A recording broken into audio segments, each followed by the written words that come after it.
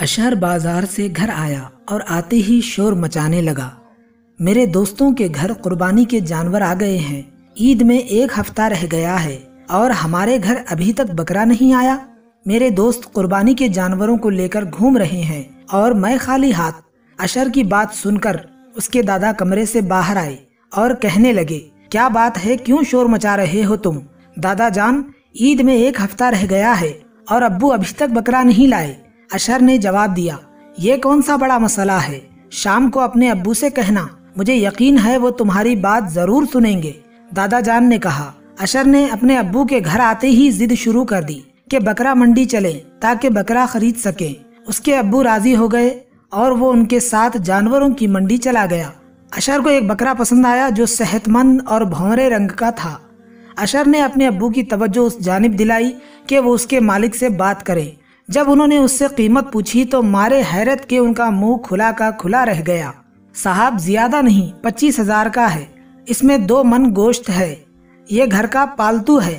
اس سے پہلے کہ وہ اس کی مزید خوبیاں گنواتا، وہ اشہر کا ہاتھ پکڑ کر چل پڑے۔ اشہر ضد کرنے لگا کہ یہی بکرا خریدیں، مگر انہوں نے اسے ڈانٹ کر چپ کرا دیا۔ انہوں نے ایک مناسب قیمت کا بکرا خریدا اور گھر لے آئے۔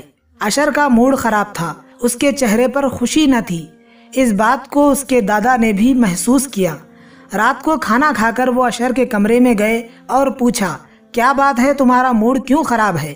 بکرا آ گیا ہے، کل اسے لے کر جانا اور دوستوں کو دکھانا۔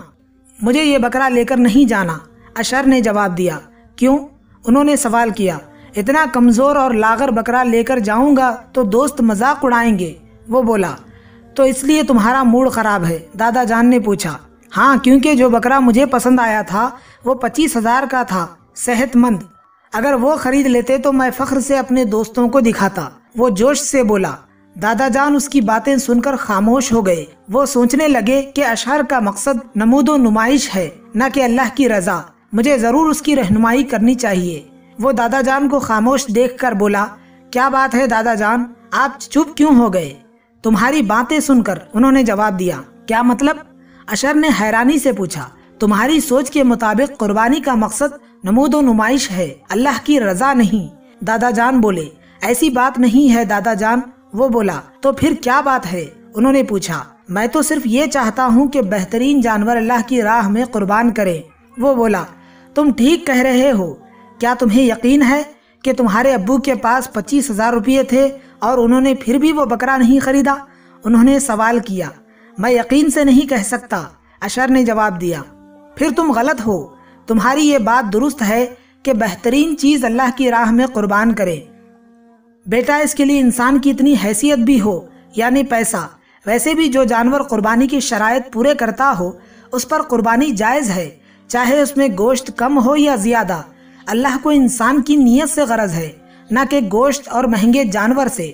تمہارا یہ کہنا بھی غلط ہے کہ یہ بکرا تم لے جاؤ گے تو دوست تمہارا مذاق اڑائیں گے، کیونکہ قربانی کا مقصد اللہ کی رضا اور خوشنودی ہے، دنیا کا دکھاؤ اور نمود و نمائش نہیں۔ اور جو انسان اس نیت سے قربانی کرتا ہے کہ مہنگا جانور خرید کر لوگوں سے داد و تحسین وصول کرے، اس کی قربانی دینا نہ دینا برابر ہے۔ اس کا مقصد اللہ کی خوشنودی نہیں بلکہ نمائش ہے، کیونکہ اعمال کا دار و مدار نیتوں پر ہے۔ دادا جان نے کہا، دادا جان، اللہ مجھے معاف کرے، میرا مقصد نمود و نمائش نہیں تھا۔ آپ کی باتوں نے میری سوچ بدل دی ہے۔ میں کل ہی بکرا لے کر جاؤں گا، دوستوں کو دکھانے اور سیر کرانے کے لیے۔ اشہر بولا، شاباش، اب تم سو جاؤ، میں بھی سونے جا رہا ہوں۔ یہ کہہ کر وہ چل دیے۔ دادا جان مطمئن تھے کہ اشہر کی سوچ بدل گئی۔